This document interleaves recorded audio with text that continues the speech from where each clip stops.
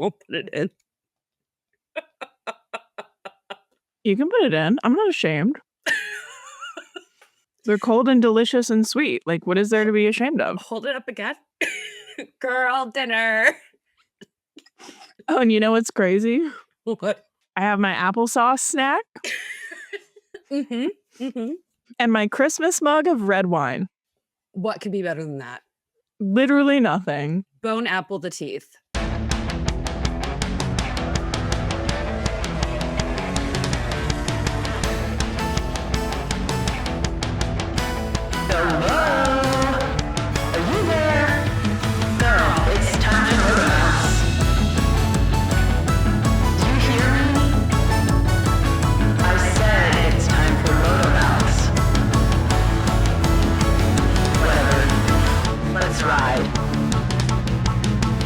Welcome to MotoMouths, the podcast for MotoGP Motorsports. I'm your host, Zoe, and happy third night of Hanukkah.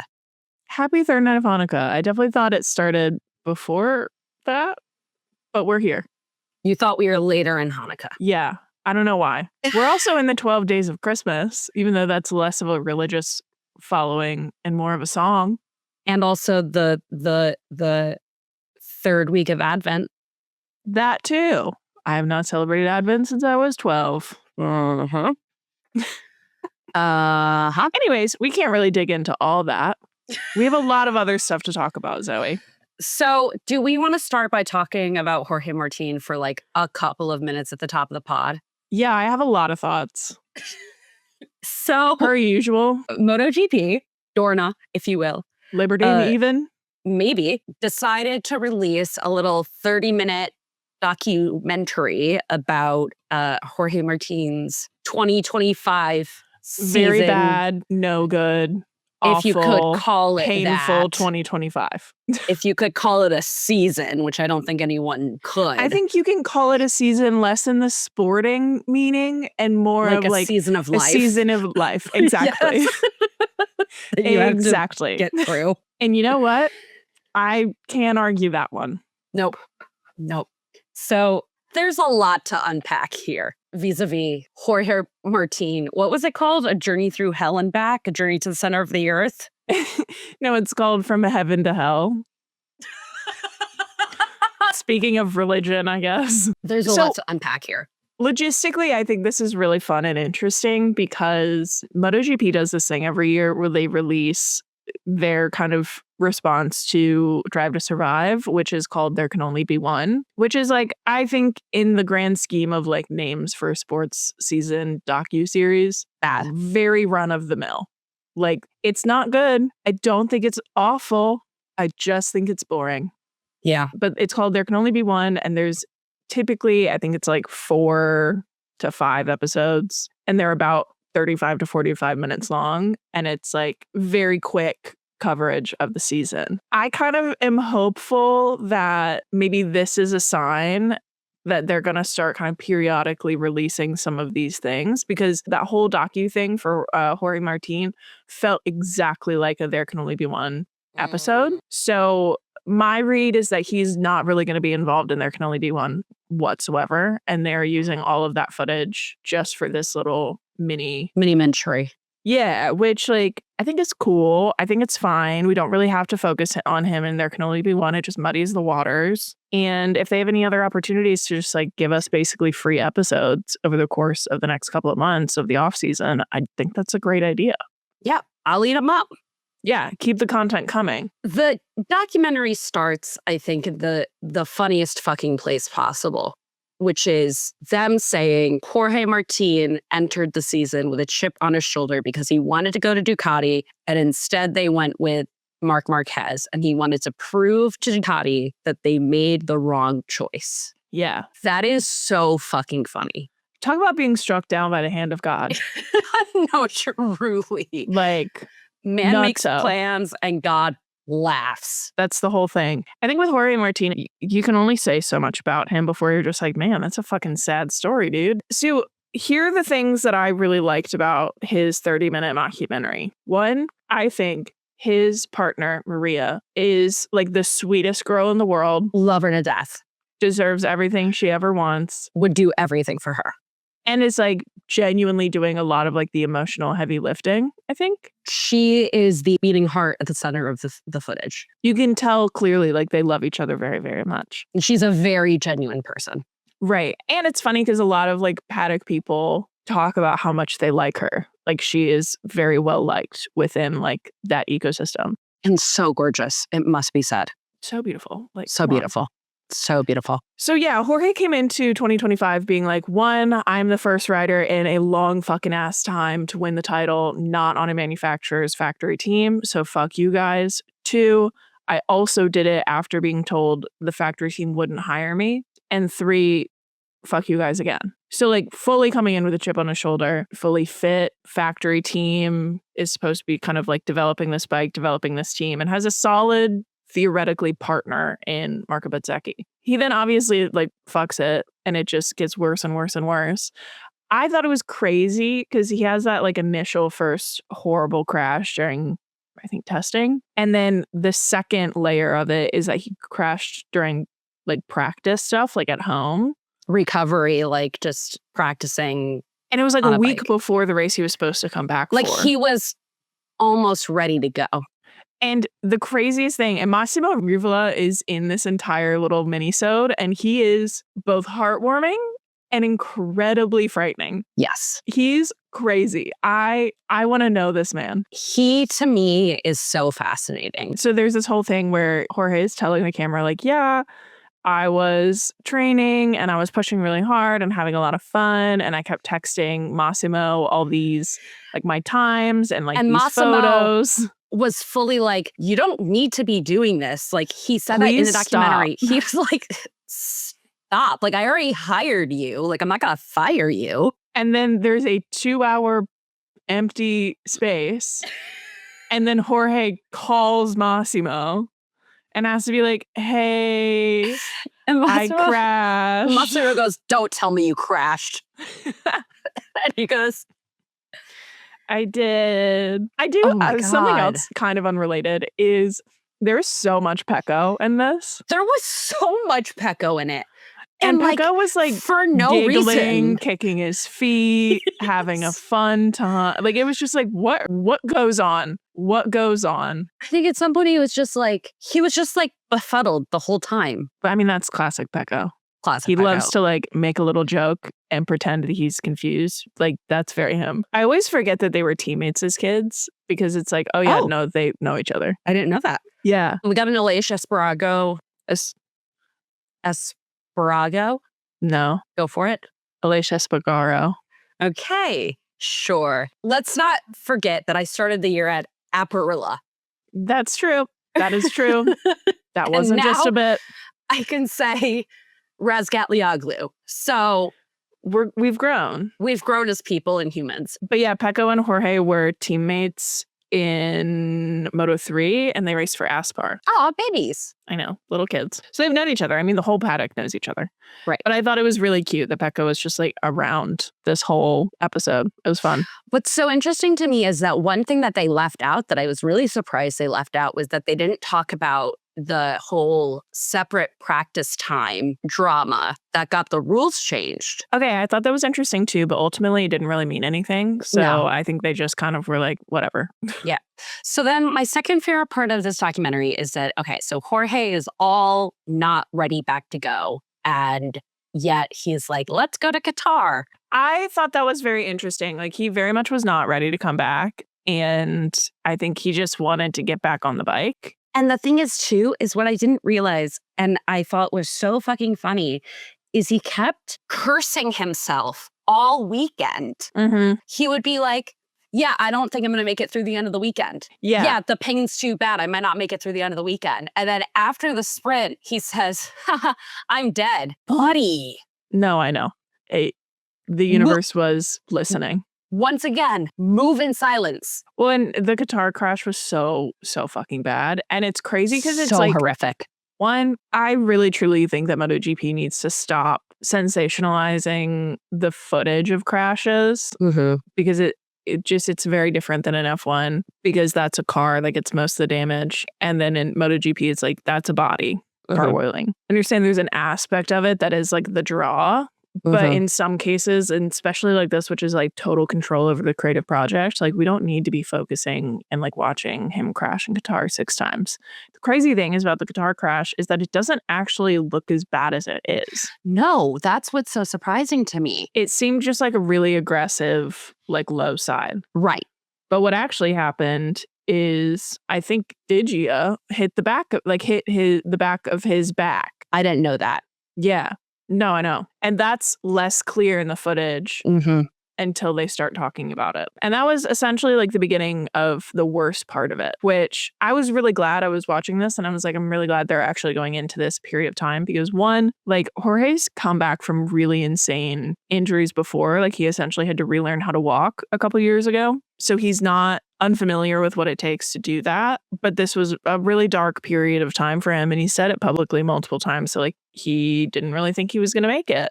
And it was a really like gutting feature from his partner Maria too. Like again. And then we get into what is one of my favorite parts of the whole season, which is what I've been affectionately referring to as the Aprilia files.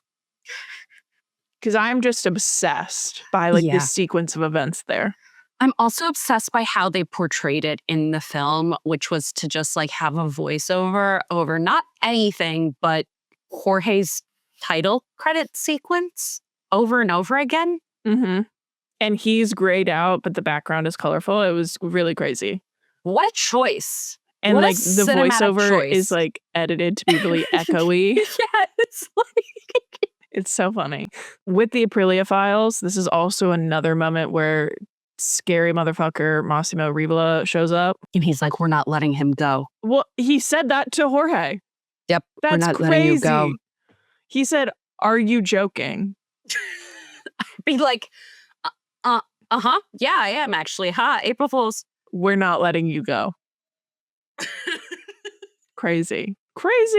I think Mark also just floated around very like ominously too. Yes. I was sad that they didn't bring into the whole like him giving advice on not making rash decisions. Honestly, I feel like I agree, but it feels like kicking a man while he's down, you know?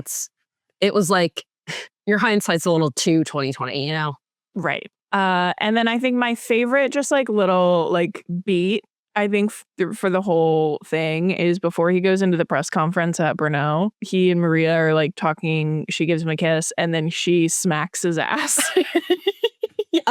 before he goes onto the press conference. And I was like, yeah. Yes. If I was dating Jorge Martin, that is what I would do. Yes. Makes sense. Get it, girl. Get it. The other thing is that I thought was really funny is they're like, Johan Zarco. And I was like, we all forgot about Johan Zarco. We always forget. I liked the little peek into like the comms prep for the press conference. I thought that was cool too. I thought that was interesting. Just like we do that professionally. So it was interesting to see. And how, oh my God, going back to the Aprilia files, Massimo basically being like, yeah, his manager came to me and was like, we're going to Honda. That's fucking crazy. That's fucking crazy. It was all so absurd. And it's like very clearly coming from a person and like his team that are just fucking terrified. Yeah. They're like, we're going to Honda. And he's like, no. They're like, okay, whatever you say. God, it was crazy.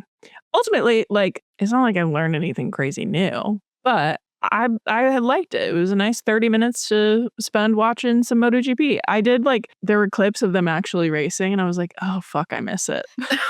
It's like it was a tease. Yeah, it was like, I'm ready. I'm ready to be heard again. Wow.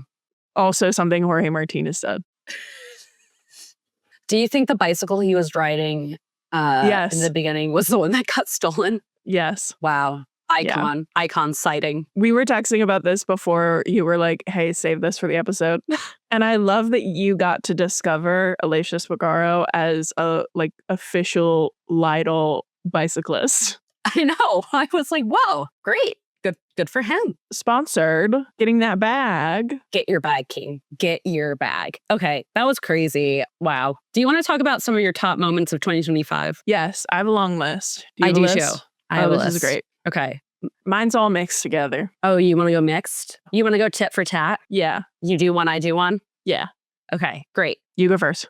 Okay. I think my number one moment was the World Rally drivers speaking their own languages as protest against the FIA. Oh my God. That's so good. That was iconic. That was so cunt. iconic. That It was was so cunt. cunty. It was so cunty. It was so good. I watched the Oh my video of God. it and it was so fucking good. I just got shivers. I love them. That was so good. That was my kind of number one moment. Ugh, I didn't even put mine in any order. I'm just a mess over here comparatively. No, that's just number one and it's all down from there. Okay, I think my number one moment of 2025, and I feel like this is not a surprise to anyone who knows me, is Mark running off the grid at Coda. It says Mark Runner track star at Coda. Yeah. What I love about that moment so bad is that, like, one, Mark's guessing everyone will follow him off the grid. And they do. And they do, is the crazy thing. Did it work? Who's to Ultimately, say? No, because He crashed out in front of you again. lost his focus and had a consensual workplace affair. Anyways. with a gravel trap. With a gravel trap. Right. And a wet curb. But it's such I was sitting there and you can just hear this gasp echo around the track. It was crazy. Also, secondary piece to that is in the Oxley Bomb podcast, recapping Coda. Matt Oxley bawed into the mic to call everyone else sheep. And it was genuinely one of the most iconic things that's ever happened to me. He said sheeple. Yeah. I have Petco's Big Beautiful Brake Disc. I have Petco's Big Beautiful Brake Disc on my list. Oh my God. I feel like that's gonna happen a lot. His big beautiful brake disc. Stop. And how he finally got it fixed, maybe? What happened with that? I don't know, dude. I don't think anyone knows. No. This is not motorsport at all, but I feel like it's definitely on your list. Flower going back to the Penguins. No, that wasn't on my list, but it did make me extremely happy. That was not a motorsport moment, but it was a sport moment. So it counts. Okay, I have Legs Go Jack Jack. Stop. Which is, we just got some really great content this year from MotoGP, including a secondary ad to that, the Furman Aldeguer video that was posted this week by Grazzini. So glad you brought that up because on my list is Grazzini dropping Alex's ass pic. Break the internet. It was great. And then them confirming, no, that's his actual ass. Right. Why would you doubt us? We also made Furman Aldeguer go outside naked in the cold to pose for a photo. I love that they are committed to the bit so fucking hard. So committed. Secondary to Alex's ass, I have Alex's first win. Yeah. That was very nice. And then also when Alex broke Mark's 15 race win streak. I know. Of course it was him. I have Mark's 100 pole century. That's on my list. Also, not related to this specific moment, but anytime Agostini opened his mouth to speak about Mark was amazing. And I love him. And it was great. I have Chile getting to test in Valencia. Yeah. This is an F1 one, but when the F1 movie dropped and the grid had their own personal showing and multiple people just didn't go to it, including Lance Stroll, who, when asked, why weren't you at the showing, he goes, just stuff. And he's right for that. Yeah. He said, I'll see it sometime. Has he? I don't know. Who knows? I said Christian Daniels Jr. getting promoted to Moto3. Yeah. Probably that's the top moment of 2025. I have Maximo Quiles and his huge fuck off cat. I love that cat. So much. Also, just one of my favorite moments this year is discovering Maximo Quiles. I just want to squeeze him. I love him. He brings a lot of joy. He really does. Okay, I have James Vowell's Big Throbbing Brain. Oh my God. You can't forget about James Vowell's Big Throbbing Brain. I want to forget about his Big Throbbing Brain. I have shit to do with my day, Zoe. Yeah, at the Williams launch where they had an Ask James Vowell's section that was entitled James Vowell's Big Throbbing Brain. Are they going to bring that back? I swear to God, they're going to bring that back. I hope so. Speaking of F1 team principals, Max and Toto hanging out on a yacht together. Their Jet 2 holiday. It was so fucking funny. After everyone was doing essentially the jet tracker equivalent of yachts, being they're hanging out together. Someone get a camera on George. I have Kubica winning Le Mans. Sure. Love that for him. Wow. Okay. I guess we just don't care He about just doesn't. polls. He doesn't compel me. I'm sorry. He almost died. That's not my fault. True. And I respect that. All right. And I respect that. This is another Market Coda moment, but being barricade at the sprint podium That was great. was iconic of me. That was That awesome. was crazy. Oscar Piastri refusing to be out of this race at Australia when he was marked as a DNF, and yet he reversed and got back on track. And it was like, where did that fucking dog go, buddy? It's dead now, unfortunately. Yeah. I had on my list, relatedly, the McLaren disqualification. Yeah. I have McLaren double DSQ followed directly by McLaren double DNF. Yeah. Those were beautiful. That was a generational run. That was great. Remember how we used to run? Like, remember the joy we would feel? Yeah. I have when Lando Norris's engine said, actually, fuck this in Montreal on like lap 67. That was truly, wow. It was such a boring race. Yeah. And then it was the best race of the year, actually. I have the Zandvoort DNFs where they're sitting on the sand dunes and Charles Leclerc got to do his very own photo shoot. He looked so like Victorian heroine. Impressionist painting. Yeah, like taken to the Hudson sea. River Valley. No. Hudson River Valley School? They did not put people in their paintings. No, they didn't. You're right. If there's one thing I know, it's the Hudson Rivers Valley School painting. And they did not put people in them. That was the whole point. This is totally unrelated, but Chicago Pope. I didn't add in anything not motorsport, and I feel like I should have. Honestly, it's the things that were just so big. Like, I'm sorry. Chicago Pope was like... It was the best. It was the best. There's nothing like it. There is nothing like Chicago Pope. He is singular. I have Lewis winning China Sprint. Yeah. Remember when we thought it was going to be good and okay? Wow. Honestly, not really. I don't think I ever thought it was going to be good and okay once the season actually started. Yeah. Brazil 2025. That's on my list. Beautiful. And you know what? Brazil 2024 too. I don't care. Totally. I don't think you can talk about Brazil 2025 without talking about Brazil 2024. They're like this.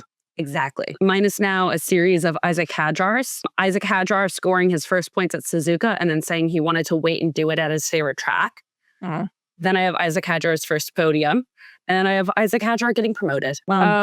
Dorian Pin, everything she's ever done ever this year. I think that's it. Similarly, I have Abby Pulling's first GB3 podium in Brands Hatch and finishing top 10 out of 35 eligible racers. That's our girl. That's our girl. Put Abby in the car. Put Abby in the car. Different vibe, but having and then losing Jack Doohan.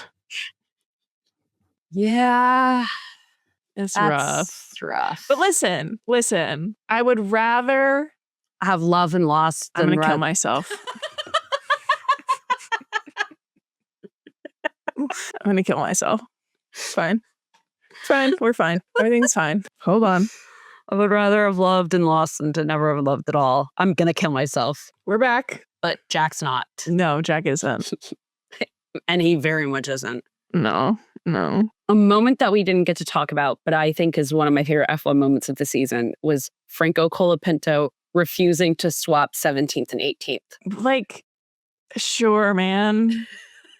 Okay. It's just so asinine. It was so funny. It was so cunty. Like, yes, pop off, King. Sure. I know this is like, again, a bit of an obvious one, but the beef between Frankie Morbidelli and Fabio Di Giannantonio just like fed me all year. It was so good. It never stopped. And I cannot wait for another year of it. Speaking of beef, I have Max Verstappen crashing into George in Barcelona and still winning driver of the day. Yeah. Why wouldn't he? Why wouldn't he? What do you mean by that, Zoe? And to the people who say that's where he lost the championship, no, it's not. No. That's where he won the championship. In my mind. In my heart. I have every single time Fabio Quartararo went on track with his pearls on. Cunty. Amazing. Amazing. Amazing. Do it more, actually. Yeah. I have the Lego Driver Parade race, and then George suggesting they do that for Monaco. Just like full stop. Yeah. Yeah. Oh my God, the Oscar burger curse. The Oscar burger curse. Iconic. Oh my God. Wow. Can't believe we forgot the Oscar burger curse. Can't believe we forgot it. I have Antonio Giovinazzi winning the WEC championship and having a baby on the same day. Yeah, like a real one too. And also Yeah. Ferrari just being ass. But Ferrari being ass in everything except WEC. No, that's what's funny. I know. It's so funny. Ferrari using the data for a universe that doesn't exist. I'm never letting that go. I am never letting that go. And how could you? How could you let it go? I am but a woman. Standing before a horse saying, use What the fuck? the loss of this universe. I have Lando Norris bottling the start. And it happened like 15 times. Which one, you ask? All of them. All of them. Again, an obvious one, but Mark winning the title, I think just like nothing fucking like it. And specifically, I think like all the stars aligned for that podium to have Pecco when he needed that moment, Mark win the title, and then to have Joe Amir also on the podium. So like Mark's old team at Honda could also be there and celebrate. It was really nice. I think it was just like one of those moments that you're like, holy shit, like how did that happen? Wow. It shouldn't have happened. Yeah. I have Leah Block's win in Singapore. Yeah. And Joanne Chicante's Daniel Avocado sticker. Yeah. Which she had all season long. Also, I don't think we ever talked about this, but the fact that the episode where we talked about Leah Block and I was like, she should go back to rally because she really loves it. And then within 2 days, she did Not that. even. It was like the next day. Something about it. Something about me. Something about the universe. Something about like the way I heard things. Reading the stars. Sure. The eddies and currents of the universe. Exactly. Divining they stick. Who up divining they stick? Not me. Not me. I have one last one. I think we have discussed many an important moment, many a fun moment, many an insane moment. I think, the moment of the year. Tell me. Max Verstappen having a baby girl. So true. So true. Lily Verstappen, PK Verstappen. Welcome to the world. We're so glad you're here. We're so glad you're here. You truly were the one thing worth living for this year. Kelly posted a photo of her to her story. And it was like her and a balloon. And I was like, wow, she's communicating with her kind. The orbs. The orbs.